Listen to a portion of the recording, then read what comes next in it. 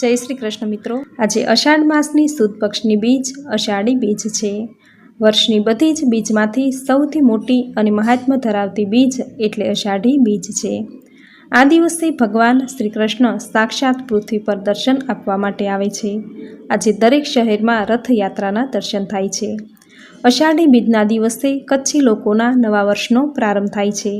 આજે વર્ષનો સૌથી લાંબો દિવસ હોય છે, કારણ કે આ દિવસે સૂર્ય દક્ષિણાયનમાં પ્રવેશ કરે છે।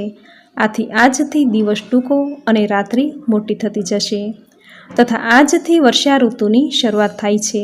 કહેવાય છે કે અષાઢી બીજ ગાજે વીજળી ચમકે તો આભમાંથી સોનું વરસે, અર્થાત અષાઢી બીજ ગાજે અને રાત્રે વીજળી ચમકે તો ચોમાસું ખૂબ જ સારું જાય છે। અષાઢી બીજ જો કોરી અને મૂંગી જાય તો દુષ્કાળ કે વરસાદ ખૂબ જ ઓછો પડે છે, તથા અષાઢી બીજની રાત્રે વીજળીના ચમકારા થાય તો તેને ખૂબ જ શુભ શુકન માનવામાં આવે છે। વર્ષ ખૂબ જ સારું જાય છે। આજના દિવસે ભગવાન જગન્નાથ તેમની બહેન સુભદ્રા અને ભાઈ બલરામ સાથે રથ પર સવાર થઈ નગર યાત્રા કરવા નીકળે છે। ભક્તોને ભગવાનના દર્શન કરવા ભગવાન પાસે જવું પડે છે, પરંતુ આજના દિવસે ભગવાન સ્વયં ભક્તોને દર્શન આપવા સામે ચાલીને ભક્તો પાસે દર્શન દેવા આવે છે। ભગવાન જગન્નાથ તે સ્વયં પરમ પુરુષોત્તમ નારાયણનું જ સાક્ષાત સ્વરૂપ છે। આ કારણથી જ તે જગતના નાથ પણ કહેવાય છે। આ દિવસે ભગવાન જગન્નાથની રથયાત્રા કાઢવામાં આવે છે। આ રથયાત્રામાં સૌથી આગળ હોય છે તાલ ધ્વજ રથ, તેના પર બલરામજી સવાર હોય છે। તેની પાછળ પદ્મ ધ્વજ રથ, તેમના પર સુભદ્રા બહેન સવાર હોય છે। છેલ્લે ગરુડ ધ્વજ રથ, જેને મંદી ઘોષ રથ પણ કહેવાય છે, આ રથ પર સ્વયં ભગવાન જગન્નાથજી બિરાજમાન હોય છે। આમ ભાઈ બલરામ અને બહેન સુભદ્રા સાથે ભગવાન જગન્નાથ નગર યાત્રા કરવા નીકળે છે। તેમના ભક્તો હર્ષ ઉલ્લાસથી આ યાત્રામાં જોડાય છે અને ભગવાનનો રથ હાંકવાનો લાહવો લે છે। એવું કહેવાય છે કે જે વ્યક્તિ પૂરી શ્રદ્ધાથી ઉઘાડા પગે ભગવાનનો રથ હાંકે છે, તેમના જીવનનો રથ ભગવાન સ્વયં હાંકે છે। તેમના જીવનની દરેક મનોકામના પૂરી થાય છે। આમ અષાઢી બીજના દિવસે રથયાત્રાનો ઉત્સવ ધામધૂમથી દરેક શહેરમાં ઉજવાય છે। તો આ વિડીયોમાં જગન્નાથ ભગવાનની કથા સાંભળશું। જો આપને આ વિડીયો પસંદ આવે તો લાઈક, શેર, કોમેન્ટ કરી ચેનલ સબસ્ક્રાઈબ જરૂર કરજો। તો ભગવાન જગન્નાથની કથા શરૂ કરીએ। બોલો જગતના નાથ ભગવાન જગન્નાથની જય। સતયુગ સમયની આ વાત છે। એ સમયે ઇન્દ્રદ્યુમન નામના રાજાનું રાજ્ય હતું। તે ભગવાન વિષ્ણુના ખૂબ જ મોટા ભક્ત હતા।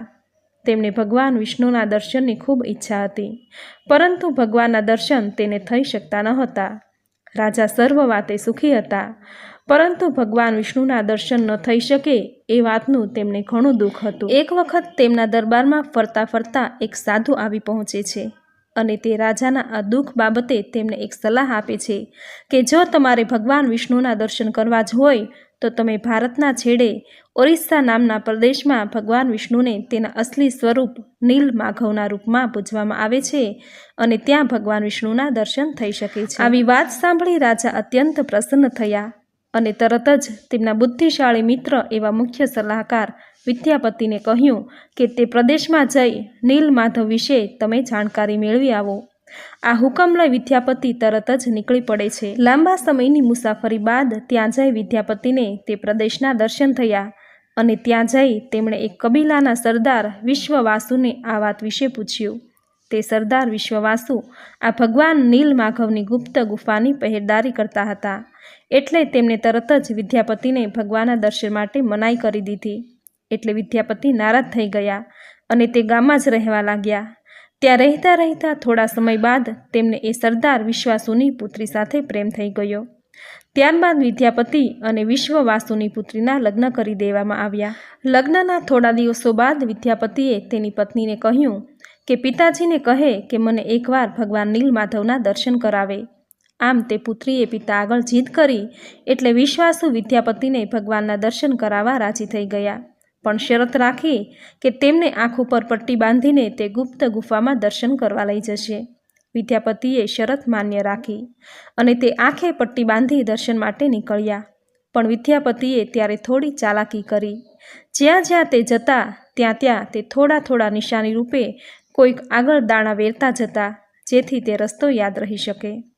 ત્યાં ગુફામાં પહોંચી વિદ્યાપતિએ તે ભગવાન નીલમાધવનું વિશાળ તેજમય રૂપ જોયું. તે તો ધન્ય થઈ ગયા અને ચોંકી ગયા.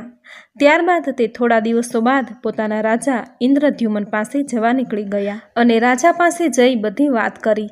આ વાત સાંભળી રાજા ઇન્દ્રદ્યુમન ખૂબ જ પ્રસન્ન થયા અને તરત જ ત્યાં જવા નીકળી પડ્યા. હવે તે રાજા અને વિદ્યાપતિ ત્યાં આવીને જેવા ગુપ્ત ગુફામાં દાખલ થયા અને ત્યાં જોયું કે ભગવાન નીલમાધવ ત્યાંથી અંતર્ધ્યાન થઈ ગયા હતા. આ જોઈ રાજા ઇન્દ્રદ્યુમન ખૂબ જ દુઃખી થયા. હવે રાજા ઇન્દ્રદ્યુમન ભગવાન વિષ્ણુના દર્શન ના થવાને લીધે ખૂબ જ દુઃખી થઈ ગયા હતા અને શું કરવું તે કંઈ પણ સમજાઈ ન રહ્યું હતું. તે હતાશામાં બેઠા હતા.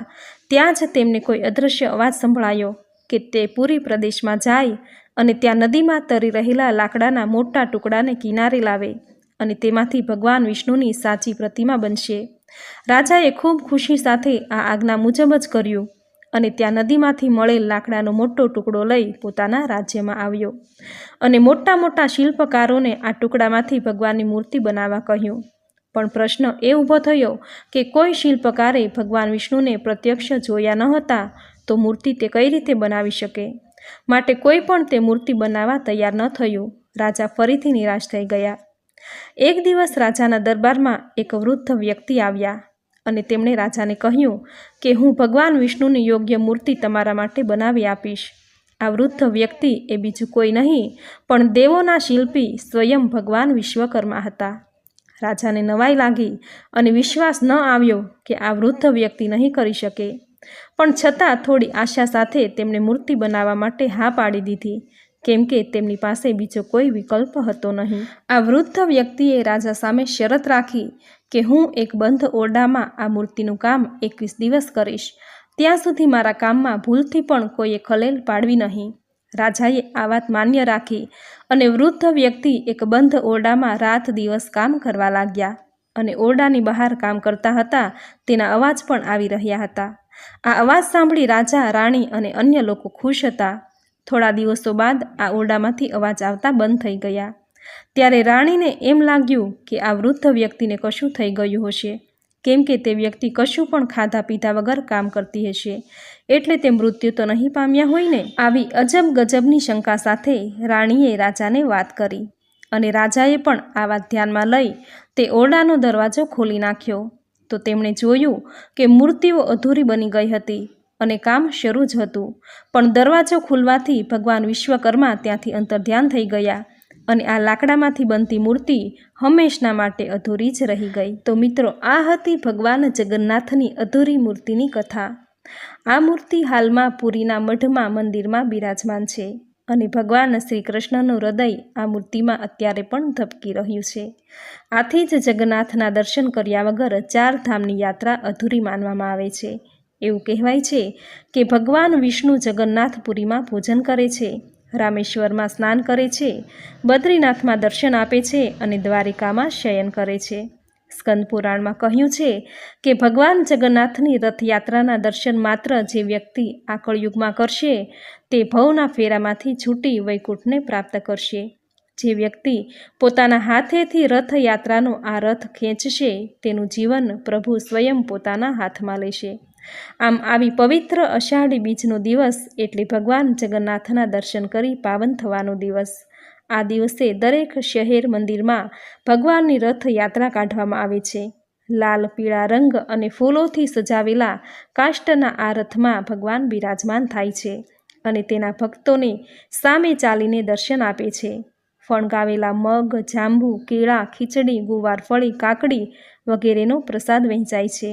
એવું કહેવાય છે કે શ્રી કૃષ્ણ, બલરામજી અને સુભદ્રા આ 3 રથોના શિખરનું જેને દર્શન થાય છે તે ખૂબ મોટું પુણ્ય અને મોક્ષને મેળવવાનો અધિકારી બને છે. રથયાત્રાના માત્ર શિખર દર્શન કરવાથી જ વ્યક્તિ જન્મ મરણના બંધનમાંથી મુક્ત થઈ જાય છે. તો મિત્રો, આજના વિડીયોમાં ભગવાન જગન્નાથની કથા અને રથયાત્રાનો મહિમા સાંભળ્યો. આજની આ સુંદર કથા સાંભળવી તમને જરૂર ગમી હશે. તો વિડીયોને લાઈક કરી કોમેન્ટમાં જય જગન્નાથ, જય શ્રી હરિવિષ્ણુ, બેની સુભદ્રા અને ભાઈ બલરામ જરૂર લખજો. ચેનલ સબસ્ક્રાઈબ કરી બાજુમાં બેલ આઇકન જરૂર પ્રેસ કરજો। આવી જ નવી ધાર્મિક માહિતી, નવા ધાર્મિક વિડીયો સાથે ફરી મળીશું। ત્યાં સુધી આપ સૌને મારા જય શ્રી કૃષ્ણ।